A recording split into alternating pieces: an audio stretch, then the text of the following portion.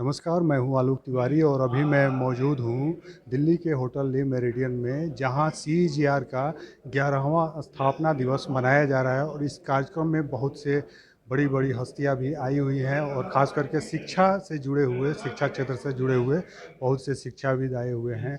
और यहाँ BJP spokes person, BJP की राष्ट्रीय प्रवक्ता साजिया इल्मी भी हैं। हम उनसे बात करेंगे। आपका बहुत बहुत स्वागत है। बहुत बहुत और शुक्रिया। क्या बोलेंगी, जो सीजीआर का कार्यक्रम है, इसमें आके आपको कैसा लगा? देखिए, मैं लगातार आ रही हूँ। मुझे लगता है सीजीआर जैसे बहुत सारे प्लेटफॉर्म्स होने चाहिए। ये अपने आप में इतनी शानदार एक स्पेस है, मैं किसको एक सेक्रेट स्पेस बोलती हूँ, क्योंकि जो सारा काम है अभी अमृतकाल से लेकर 100वीं वर्षगांठ तक, क्या भारत कैसे बदलेगा और उसको बदलने वाले कौन से सिपाही और सिपह सलार होंगे, वो इसी क्षेत्र से आएंगे, शिक्षा के, हायर एजुकेशन से। क्या है, आप अपना नाम बताएं। नैन्सी। है, और इसके साथ साथ बताएं आपका जो मीडिया हाउस है क्या है? तो मैं मीडिया सेक्टर स्किल काउंसिल से हूँ। हम लोग ministry of skill development and entrepreneurship के अंडर काम करते हैं। Basically we have 300 plus training institution with us, affiliated with us, and through them we impart skill based education in the media field. So we have 100 plus qualification pack which include graphic designing, digital marketing, VFX, gaming, and we have the chairman Mr. Ramesh Sippy, who is the filmmaker or producer of Sholay movie as well. सो हम basically जो भी media को की education को promote कर रहे हैं अलग अलग यूनिवर्सिटीज़ में, कॉलेजेस में, स्कूल्स में, इंस्टीट्यूशंस में। जैसे कि इस इवेंट में यूनिवर्सिटीज़ आई हैं, इंस्टीट्यूशंस आए हैं, तो हमारा मोटिव है कि हम यहाँ पे लोगों को मोटिवेट करें, उनको बताएं कि मीडिया में भी स्कोप अच्छा है, करियर अपॉर्चुनिटी अच्छी हैं और कैसे वो हमसे अफिलिएट हो सकते हैं, हम बच्चों को एजुकेशन इम्पार्ट कर सकते हैं। कैसे एफिलिएट हो सकते हैं, कुछ बताएं।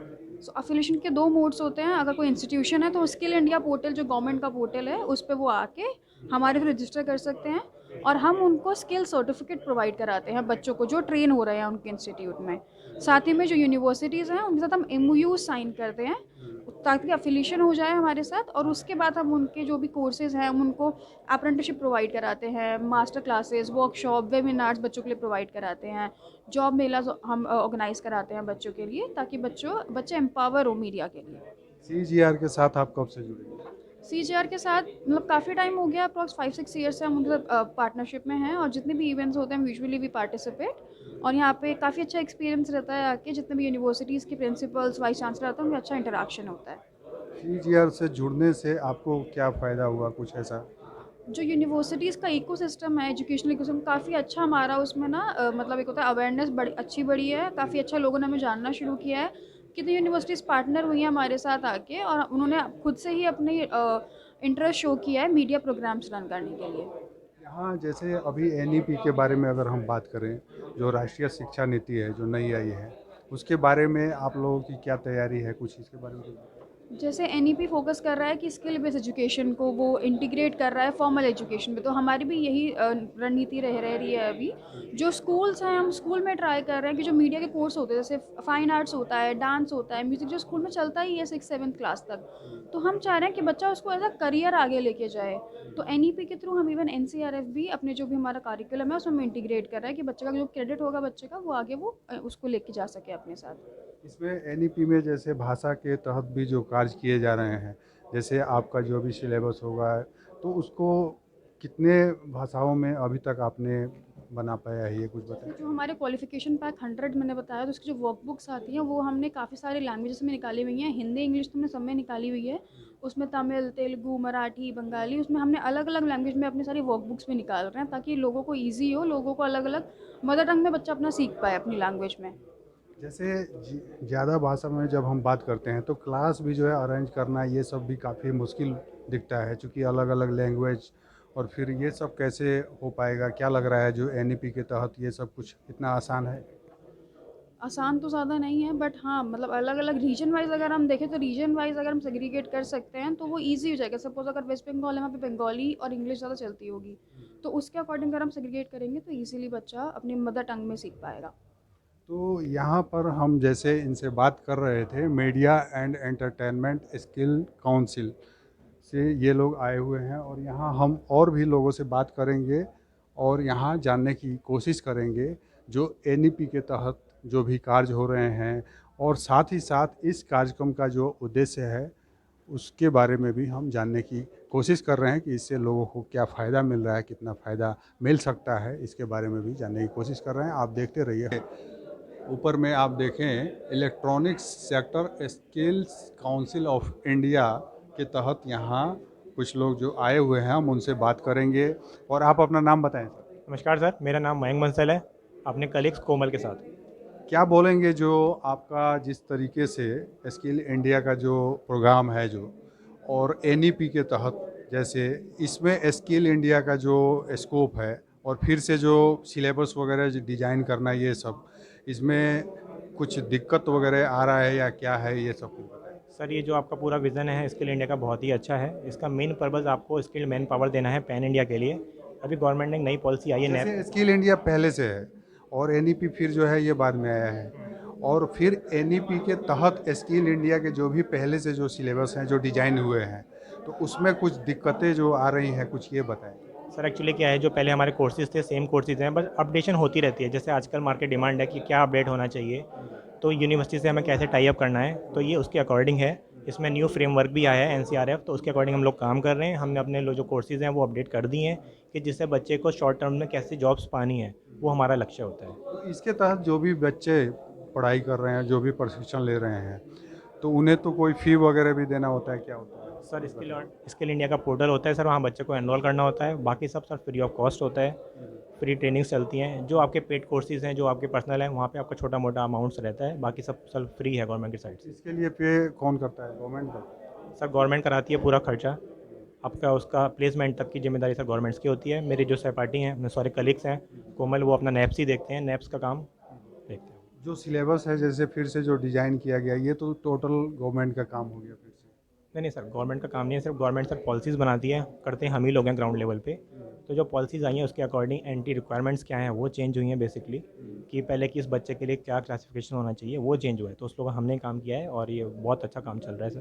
तो हर जगह जैसे स्किल इंडिया का जो भी सेंटर होगा, तो हर जगह अलग अलग सिलेबस भी सबको खुद डिज़ाइन करना होगा क्या? नहीं सर, एक ही कोर्स होता है जो पूरे पैन इंडिया पे चलता है। एक ही कोर्स होता है सिंगल, बस वो रीजनल लैंग्वेज वाइज अलग अलग हो जाता है। हम लोग एक जेनरिक कोर्स बनाते हैं, सब जगह वही चलता है। जिसको जैसा समझ में आता है वो अपनी लैंग्वेज में कन्वर्ट कर लेते हैं। तो लैंग्वेज को लेके क्या प्रॉब्लम आ रहा है, कुछ आ रहा है? बेसिकली स्टार्टिंग में आई थी, बट हम लोगों ने वेंडर्स हैं गवर्नमेंट, बहुत सारे वेंडर्स हैं गवर्नमेंट ने हमें प्रोवाइड कराए हैं कि ट्रांसलेशन के लिए, तो अभी हमें वो नहीं आ रही, मुश्किल नहीं आ रही है। जो भी प्रशिक्षण लेने वाले जो लोग हैं, उन्हें तो इसका फ़ायदा होगा। जो लैंग्वेज जिस तरह से उनकी जैसे मैं इंग्लिश अगर नहीं जानता हूँ और इंग्लिश में कोई बात कर रहा है तो ठीक से फिर समझ में नहीं आ पाता है। और अभी जो जिस तरीके से, तो क्या लैंग्वेज जो है अभी, जो लैंग्वेज चाहिए बच्चों को प्रशिक्षण के लिए, वो अभी से मौजूद है, मिल रहा है, या अभी आगे की प्लानिंग है? सर आपका बहुत अच्छा सा प्रश्न है, इसी पे गवर्नमेंट ने काम किया हुआ है। अभी गवर्नमेंट कहती है कि आप सिर्फ जेनरिक काम जेनरिक लैंग्वेज में बनाइए, हिंदी इंग्लिश, कोई लैंग्वेज बैरियर नहीं है हमारे पास। गवर्नमेंट समय समय पे आपको प्रशिक्षण, जो हमारे फैकल्टी हैं उनको भी ट्रेनिंग करती है। लाइक जैसे अभी गवर्नमेंट ने एंटरप्रेन्योर स्किल का एक बनाया है, तो सारे ट्रेनर्स को उन्होंने ट्रेन किया है कि बच्चा जॉब अपने कोर्स करने के बाद अपना काम भी कैसे कर सकता है। उसी तरह से गवर्नमेंट अभी आगे वाले समय में लैंग्वेज को लेके भी प्रमोट करेगी और ट्रेनर्स को भी हमें लैंग्वेज की सिखाएगी, तो हमें कोई इश्यूज़ नहीं है।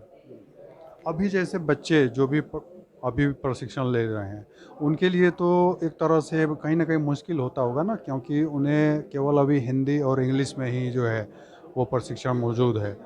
और तो इन्हें आप कैसे देखते हैं, जो आगे जो बच्चे होंगे जो प्रशिक्षण लेने वाले और जो लैंग्वेज चाहेंगे उसी लैंग्वेज में उन्हें मिलेगा प्रशिक्षण, लेकिन अभी जो ले रहे हैं तो इसमें कितना जो है उससे उनको जो है लॉस हो रहा है, या कुछ उसके बारे में कुछ बताएं। सर लॉस तो नहीं हो रहा है एक्चुअली। सर क्या है कि मार्केट की डिमांड है कि आपको एक जनरल हिंदी इंग्लिश आना ही चाहिए। सब टेक्निकल जॉब्स होती हैं, वहाँ पे जो टर्म्स चलती हैं सर आपकी टेक्निकल टर्म्स हैं, तो हिंदी इंग्लिश आपको आनी चाहिए। बट हम उनको सिखाने के लिए गवर्नमेंट ने कर दिया है कि आपका अवेयरनेस हो जाए, जिससे कि बच्चा अपनी लैंग्वेज में सीख सके। तो उस पर काम शुरू हो गया है, उसमें कोई इतना बड़ा टास्क नहीं है। जो हमारे कोर्सेज़ हैं वो हमने ट्रांसलेट करने शुरू कर दिए हैं। एक जो हमारा फैकल्टी है वो प्रॉपर उसी लैंग्वेज से हमारा होगा, तो बच्चा अच्छा सीख पाएगा। फिर देन जो इंडस्ट्री की रिक्वायरमेंट है उसको अपना मेल जोल आपको उसको बिठाना होगा। जैसे उनके लैंग्वेज में जो भी बच्चा जिस लैंग्वेज में प्रशिक्षण लेना चाहता है, उनके लैंग्वेज में जब होगा तो वे डीपली जो है उनका नॉलेज भी जो है, खास करके अगर थ्योरी के बारे में हम बात करते हैं, तो वो जो है उससे उनका बहुत ज़्यादा उससे फ़ायदा होता है। लेकिन ये जैसे स्किल इंडिया की हम बात कर रहे हैं, तो ये ज़्यादा प्रशिक्षण ही चलता है, तो इसमें लैंग्वेज हमें लगता है कि कोई ज़्यादा बैरियर नहीं है। और हिंदी इंग्लिश भी रह जाए तो इससे भी काम चल सकता है, या सर बस क्या लगता है कि आपको कि ज़्यादा से ज़्यादा लैंग्वेज में ट्रांसलेट करना भी होगा? सर जितना मैं अपने एक्सपीरियंस से बताऊंगा सर, लैंग्वेज कभी भी कोई बैरियर नहीं है शिक्षा में। आपको बस अपना समझना है कि आप क्या पढ़ रहे हैं और आपको क्या इम्प्लीमेंट करना है। तो language is not a barrier for the education. तो फिर गवर्नमेंट जैसे ये कर रही है तो कुछ सोच के ही कर रही सर है। वो जो गवर्नमेंट ने किया है कि लैंग्वेज के लिए, वो किया है कि जो हमारा लोअर क्लासेस है वो एक्चुअली अवेयर नहीं है, वो अभी भी रीजनल लैंग्वेज में है। लाइक जैसे कि आपका महाराष्ट्र में है कि मराठी लैंग्वेज है, तो वो एक इमोशंस जुड़े हुए हैं, तो उसमें उनको पढ़ना अच्छा लगता है। तो गवर्नमेंट ने एक पॉलिसी निकाली है कि आपको साथ साथ ये मैंडेटरी कर दिया गया है कि आप रीजनल लैंग्वेज में, जिससे कि वो अच्छे से इन्फॉर्मेशन और ले सकें। बट लेकिन सर जैसे एमएनसी की रिक्वायरमेंट्स वगैरह है वो हमेशा इंग्लिश की ही रहनी है, तो वो अब रहेगा। बट लेकिन बच्चा कि अपना सीख गया, आगे उसको कैसे इंटरप्रेट करना है वो बच्चे की कैपेसिटी के ऊपर। तो आप बच्चों को कैसे तैयार कर रहे हैं, जैसे टोटली जो एक मार्केट देखते हुए पूरा ग्लोबल, जिसको हम बोले ग्लोबल मार्केट, उसको देखते हुए ही तैयार कर रहे हैं? सर हमारे कोर्सेज हमने क्या किया है सर, हमने हिंदी इंग्लिश भी हैं और रीजनल लैंग्वेज में भी ट्रांसलेट कर दिए हैं कि बच्चे को जो भी लगता है कि हम इसमें अपने जो हमारा एग्ज़ाम होता है वही असेसमेंट हमने उसको को भी अपना फ्री ऑफ कॉस्ट वो कर दिया है कि आपका चॉइस है हिंदी में देना है, इंग्लिश में देना है, या आपको अपनी रीजनल लैंग्वेज में देना है। तो ये हमने पूरा काम सर शुरू कर दिया। कहीं ना कहीं आपको भी बच्चों को जो है ये बताना होगा, जैसे उनका क्या आगे का सोच क्या है, उन्हें कहाँ काम करना है। जैसे एक देश को छोड़ के दूसरे देश में, किसी अलग देश में, तो फिर वहाँ का भी लैंग्वेज जो है उन्हें आना चाहिए। तो अगर जैसे कोई मराठी जानने वाला है और मराठी भाषा में जो है कोर्स कर रहा है, और वो किसी ऐसे जगह पे चला जाता है जहाँ पे हिंदी इंग्लिश से काम चलेगा या इंग्लिश से काम चलेगा, तो फिर उसके लिए तो थोड़ी मुश्किल होगी। तो पहले कोर्स के टाइम ही जो है उन्हें भी आप हम उसको अवेयर कर देते हैं कि आप जो ये कोर्स कर रहे हैं कि किस तरह के रीज़न में आपकी इंडस्ट्रीज़ हैं। तो इतना हम उसको बेसिकली हम उसको प्रिपेयर कर देते हैं माइंड सेटअप कि आपको अवेयर हो जाए कि वो कहीं पे भी जाके अपना सर्वाइव कर सकता है। तो इसलिए हमारी देश भाषा भी आपको पता है कि हिंदी है, तो हमारे कोर्सेज पहले हिंदी से स्टार्ट होते हैं। लेकिन एमएनसी की रिक्वायरमेंट थी तो इंग्लिश में करें, बट अब गवर्नमेंट्स कह रही है कि आपको रीजनल लैंग्वेज में, तो वो भी हैं। तो कोई इशू नहीं आती है। लाइक जैसे कि आप, मैं एग्जांपल देता हूँ, ऑपरेटर है, वो मशीन का ऑपरेटर है, तो हम उसको मशीन की लैंग्वेज सिखाते हैं कि मशीन क्या काम कर रही है, उसको कैसे सर्वाइव करना है, सब वो सीख जाता है। वो उसमें कोई इसको इशू नहीं आता। आपका बहुत बहुत धन्यवाद। आप हमारे साथ हैं, हम इनके नाम के साथ जानते हैं, जो कि कोलैबोरेशन है CAGR के साथ इनका। और आप अपना नाम बताएं। Prasoon Kumar, I am working with Anudip foundation. क्या है अनुदीप फाउंडेशन के बारे में कुछ बताएं? अनुदीप फाउंडेशन एक संस्था है जो नॉट फॉर प्रॉफिट के अंडर में आती है, और हम लोग जो काम करते हैं, जो इकोनॉमिकली वीकर सेक्शन होते हैं, तो हमारी जो ट्रेनिंग होती है वो तीन एरियाज़ में मेजर हैं: IT, digital and technology. So since beginning Anudeep से हम इस पे फोकस कर रहे हैं कि technology and IT and digital and domains are very very important for futuristic jobs. So we are basically a livelihood organization. So we train people to get them jobs in mainframe IT opportunities. Delhi based या पूरे हम भारत लोग में? Across 22 states में हैं। We are a national institute, so हम total 22 states में हम 90 प्लस सेंटर्स हैं। Plus we are working on a various models. One is our own centre model है, फिर हमारा पार्टनर नेटवर्क मॉडल है, फिर हम कॉलेजेस के साथ काम करते हैं। सो फिर हम एम्प्लॉयर्स के साथ काम करते हैं, जो कंपनीज होती हैं उनकी जो रिक्वायरमेंट होते हैं उनके बेस पे हम काम करके बच्चों को ट्रेन करके उनमें जॉब्स देते हैं। CAGR के साथ जुड़े हुए आपको कितना साल हो गया? ऑलमोस्ट ये 1 साल हो रहा है। This is the second event हम पार्टिसिपेट कर रहे हैं आफ्टर बैंगलोर। क्या बोलेंगे CAGR के 11वें स्थापना दिवस के बारे में? नहीं, ये बहुत अच्छा प्लेटफॉर्म है, और जिस तरह की पैनलिस्ट और एमिनेंट स्पीकर्स हैं, उनकी कॉन्वर्सेशन, इनपुट, और ये बहुत अच्छा इनिशिएटिव है, क्योंकि एजुकेशन को एक नेक्स्ट लेवल पे ले जाने के लिए, फ्यूचरिस्टिक बनाने के लिए इस तरह के डिस्कशंस बहुत ज़रूरी है। और कोलैबोरेशन भी जरूरी है। कोलैबोरेशन, और विदाउट डिस्कशन से ऊपर आता है, उसके बाद होता है कोलैबोरेशन। विदाउट कोलैबोरेशन बढ़ ही नहीं सकते आगे। ये बहुत अच्छा प्लेटफॉर्म है जिसपे सारी skilling organisation, sector skill council और गवर्नमेंट और bureaucrats coming together, policy makers, and thinking about futuristic. NEP के बारे में क्या बोलेंगे? जिस तरीके से आगे जो कुछ भी काज करना होगा उसमें क्या कुछ दिक्कतें आ रही है NEP के तहत अगर कुछ करना है?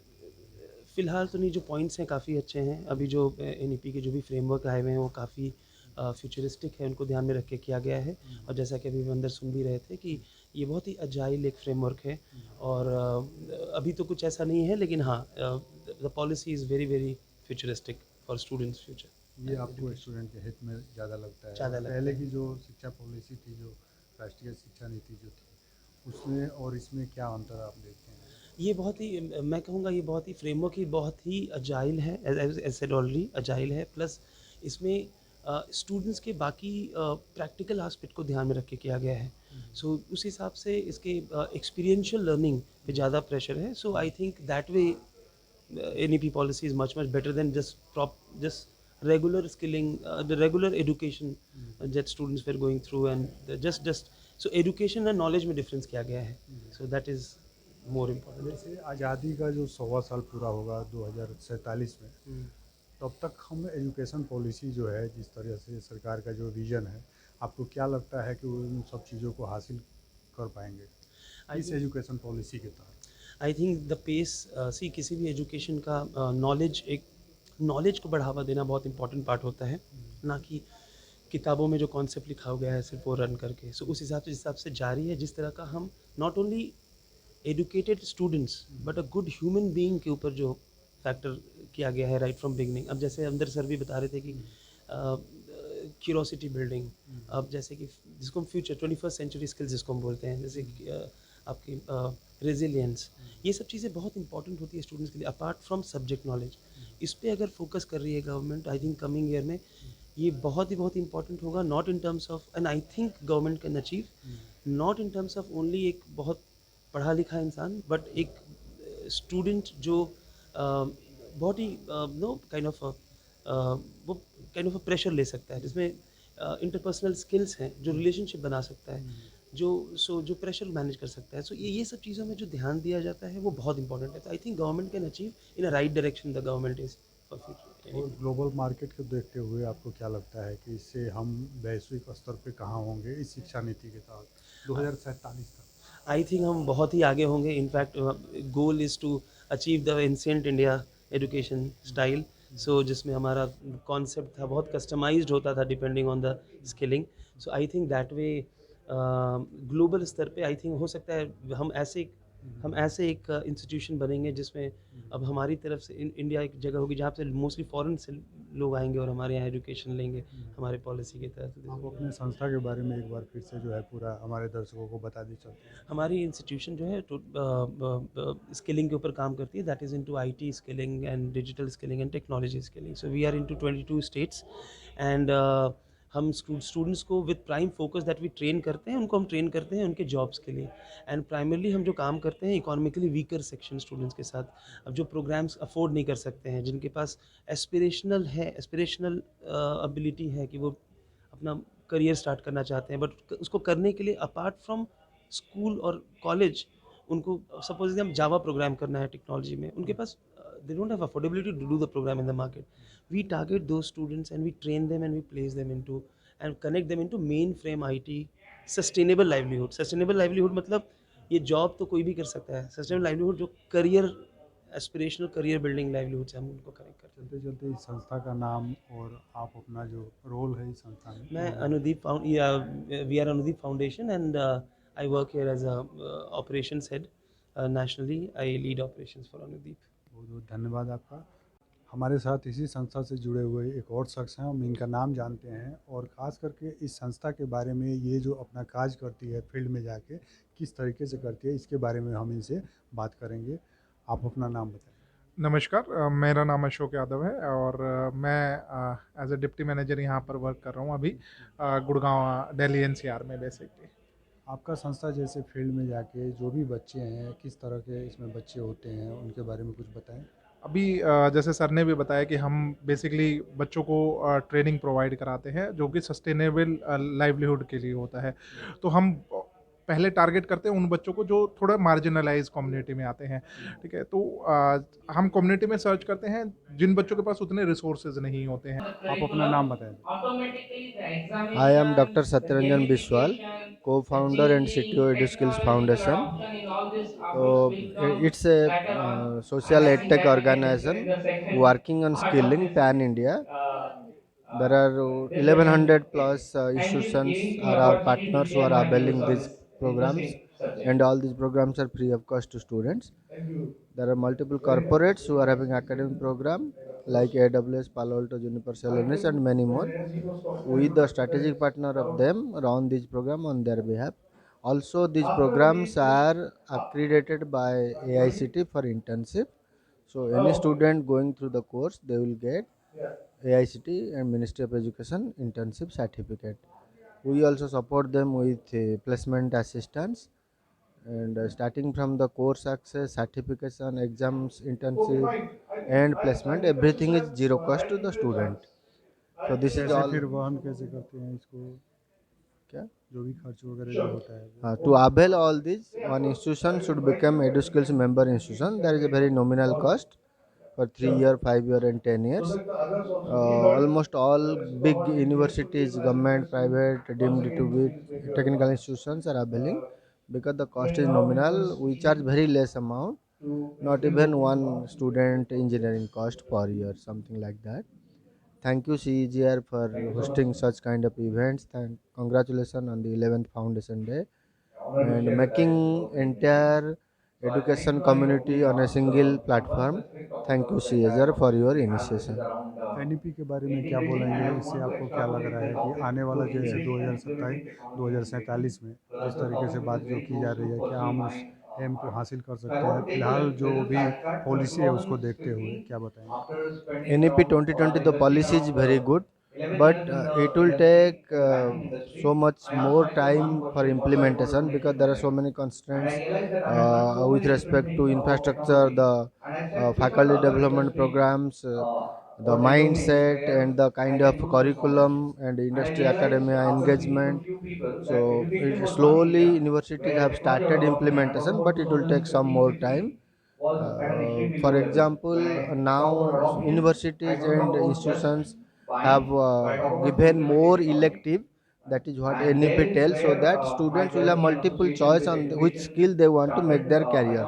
This is one small I can highlight.